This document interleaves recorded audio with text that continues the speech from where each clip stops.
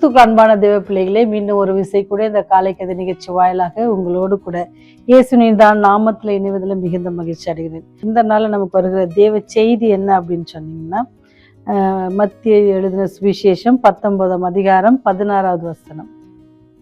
அப்பொழுது ஒருவன் வந்து அவரை நோக்கி, நல்ல போதகரே, நித்திய ஜீவனை அடைவதற்கு நான் எந்த நன்மையை செய்ய வேண்டும் என்று கேட்டான்.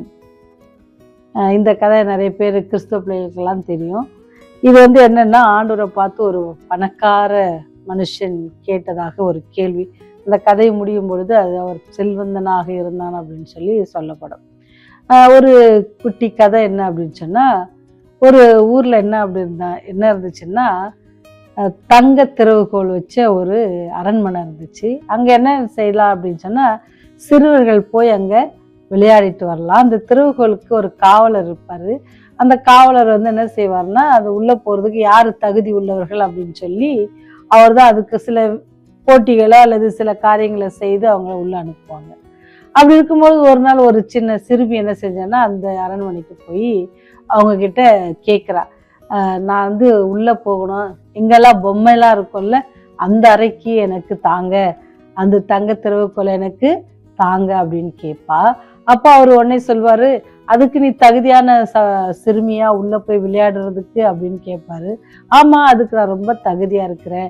ஏன்னு சொன்னா, நான் காலைல எழுந்திரிச்சு என்ன செஞ்சேன், அம்மாவுக்கு உதவி பண்ணேன், வீட்டுல என் பெட்டெல்லாம் எல்லாத்தையும் நான் ரெடியா வச்சிருக்கேன், என்னென்ன ஹெல்ப் கேட்டாங்க எல்லாம் நான் செஞ்சிட்டு இருக்கேன், அதனால நான் வந்து அதுக்கு தகுதி, இப்ப நான் விளையாடுறதுக்கு தகுதியா இருக்கிறேன் அப்படின்னு சொன்னேன். அப்ப அந்த காவல்காரர் சொன்னா, இல்லை இல்லை, சாரி, சொல்றதுக்கு ரொம்ப சாரி, நீ இன்னும் தகுதியா இல்லை, இன்னும் சில காரியங்கள் நீ செய்ய வேண்டியிருக்கு, அதனால இதுக்கு என்ன செய்ய முடியாது, அந்த விளையாடுறதுக்கான அந்த கோலை உனக்கு தர முடியாது, திறவுகோலை தர முடியாதுன்னு சொல்லுவோம். அப்போ சரி, என்ன அப்போ செஞ்சா தருவாங்க, இப்போ வேற ஏதாவது நல்ல காரியம் செய்வோம் அப்படின்ட்டு மனசுல நினைச்சிட்டே போவா. அப்படி போகும்போது அங்கே ஒரு கண் தெரியாத என்ன பிச்சை கேட்டுட்டு இருப்பாரு. அப்போ அவளுக்கிட்ட என்னன்னா, உடனே எல்லாரும் யாருமே அவனுக்கு தரமாட்டாங்க.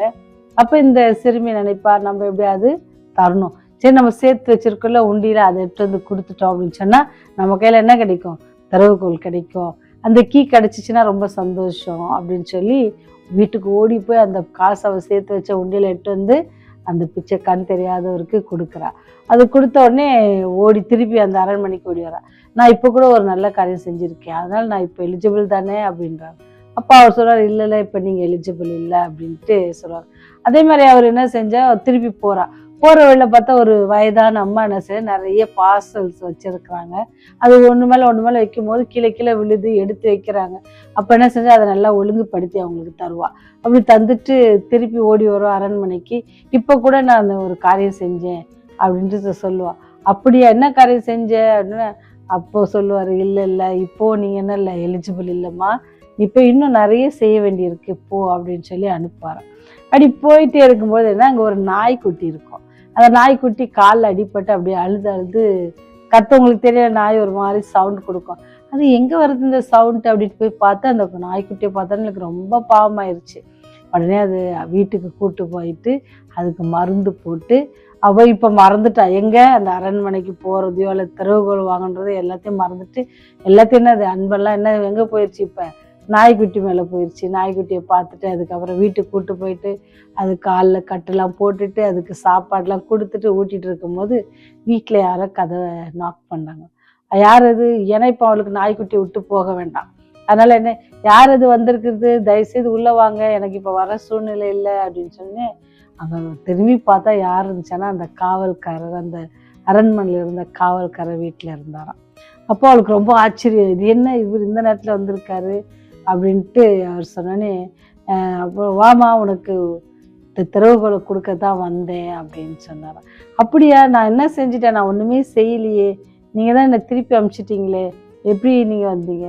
அப்போ அவர் சொன்னாரா, இத்தனை தடவை நீ செஞ்சது எதுக்காக செஞ்ச, இந்த திறவுகோலை அடையணும்னு செஞ்ச, அதுக்காக தான் நீ இதை செஞ்ச. ஆனால் வந்து இப்போ செஞ்சது வந்து அன்பு நிமித்தமாக நீ அதை மறந்து அந்த நாய்க்குட்டி மேலே உண்மையான அன்போடு செஞ்ச, அதனால நீ எலிஜிபிள் அங்கே போகிறதுக்கு அப்படின்ட்டு சொன்னாங்க.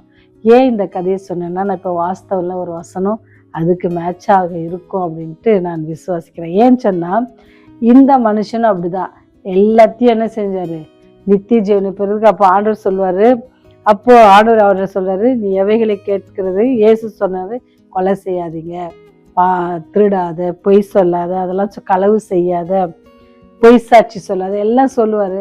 அப்போ உடனே அந்த வாலிபன் சொல்லுவாரு, இதெல்லாம் நான் சிறு வயதுல இருந்தே செஞ்சிட்டு இருக்கிறேன் அப்படின்ட்டு சொல்லுவாரு. அப்பனா நீங்க சிறு வயது தகப்பனையும் தாயையும் கனம் பண்ணு அப்படின்னு சொல்லுவாரு.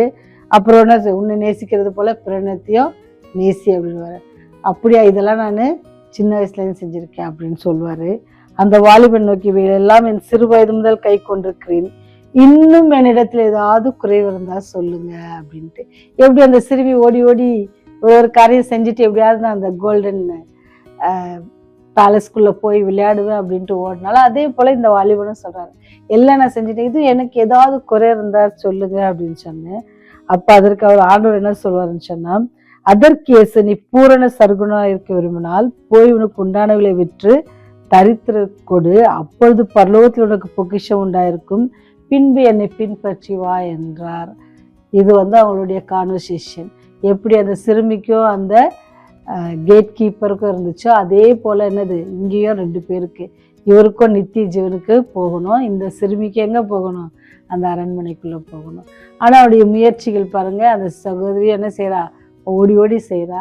ஆனா இங்க ஆண்டவர் அவர்கிட்ட எதிர்பார்க்கறது என்னன்னா, அன்பைதான் அது எதிர்பார்க்கிறாரு. கற்பனை எல்லாம் நீ கை கொள்ற, ஆனா எல்லாம் கை கொண்டாலும் அவன்கிட்ட என்ன இல்லை, அன்பு இல்லை. அப்படி ஏன் அன்பு இல்லைன்னு நம்ம எப்படி முடிவெடுக்க முடியும் அப்படின்னா, அடுத்த வசனம் ரொம்ப அழகா சொல்லும். என்னன்னு சொன்னா, வசனம் 22, 19, 22 அழகு சொல்லலாம்.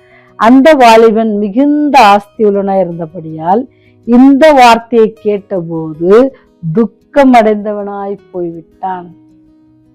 பாத்தீங்களா, அன்பினால அந்த சகோதரிக்கு அது யார் வந்தா, அந்த கேட் கீப்பர் வீட்டுக்கே என்ன செஞ்சாரு, அந்த கீயை கொடுத்தாரு. ஆனா இங்க இந்த வாலிபனுக்கு என்ன இல்லை, அவன் நித்திய ஜீவனை இழந்து போவதற்கு பாத்திரவானா போறான். ஏன்னா அவன் மிகுந்த ஆஸ்தி உடையவனா இருந்தான்.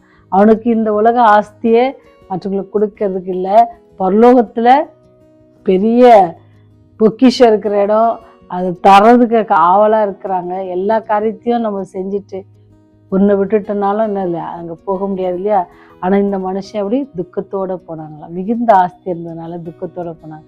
அப்படி நம்ம உலகத்தையே நோக்கி உலக பொருட்களை நோக்கி ஓடுவோம்னு சொன்னா நம்ம எதை இழந்துருவோம், நித்திய ஜீவனை இருப்போம். அந்த சிறுமியை போல அன்பு நம்ம நேசிக்கிற போல மற்றவங்கள நம்ம நேசிப்போம்னு சொன்னா, சின்ன நாய்க்குட்டி அந்த மகன் நேசிச்சா அவளுக்கு எங்க கிடைச்சது, அடுத்தது அந்த திறவுகள் கிடைச்சது போல நாமளும் ஆண்டவர் உன்னை நேசிக்கிற போல பிறனை நேசிங்க, நான் உங்ககிட்ட இருந்து என்று ஆண்டவர் எதிர்பார்க்கிறது, நாம் அவர்கிட்ட இருந்த பெற்ற அன்பை மற்றவருக்கு நம்ம கொடுக்கணும்.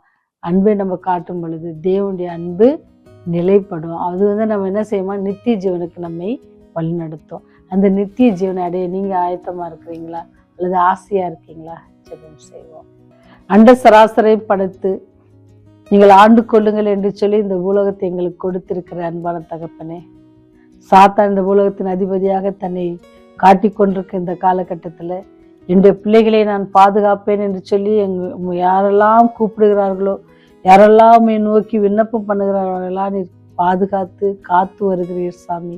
அதற்காக நன்றி செலுத்துகிறோம் ராஜா. இந்த நாளிலும் கூட ஆண்டவரே, நாங்கள் உலக ஆசைகளிலே அதிகமாக மாட்டிக்கொள்ளாதபடிக்கு, ஆண்டவர் நித்திய ஜீவனை எழுந்து விடாதபடிக்கு நீர் எங்களை காத்து கொள்ளுங்க.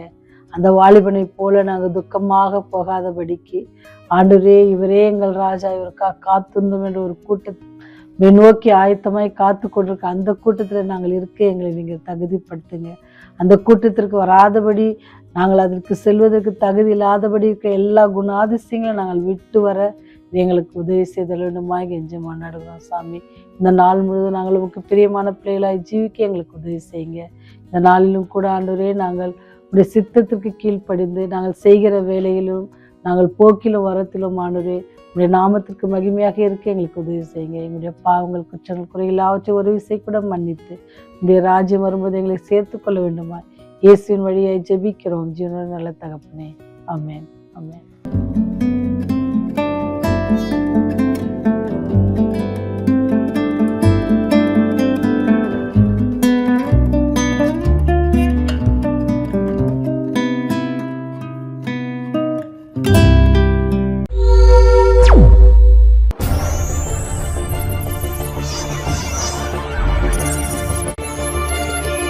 நீங்கள் பார்த்துக் கொண்டிருப்பது உங்கள் ரிவைவல் டிவி.